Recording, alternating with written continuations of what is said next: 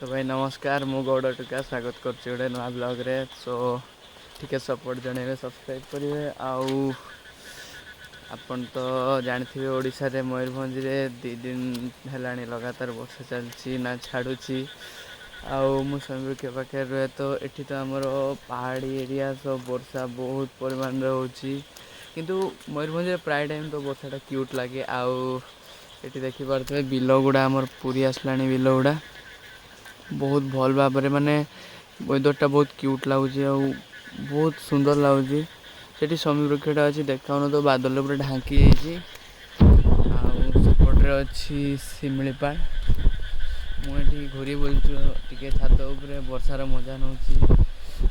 वर्षा riding करते जा भावुचे तो चेक इट आउट। तो भाई आज जाइए वर्षाटा टिके छाड़ी आउ एबे जीवा राइडिंग माने राइडिंग तो नुहे गाड़ी अच्छी VX2 गोटे अच्छी प्लांटिना गोटे अच्छी तो मुझे इटारे सेठी रहा सौवृक्ष माने पूरा कुहुड़ी ढांकी एटा रोड रहा जीवा बिकज गोटे बुलबार अच्छी आउटा लेजेंडरी गाड़ीटा ना से तो एबे जीवा। तो भाई एबे चलती रास्ता रे पुल पाख पहुँची गली आबे माने मुझे तो चिकेन आनते एबे मो पुल पाख पहुँच जाइए चलची माने आगर वर्षा पड़ी माने फिल्सटा मस्त आसचु सेपटे भाई पूरा ढांकी माने पूरा ढांकी पहाड़टा एटा पुलटा आमर मुझे पार होचु जीवा एबे उड़ाठिया आगे पानी ड्रॉप पड़ू ना सो विजन टे क्लीयर आसन तो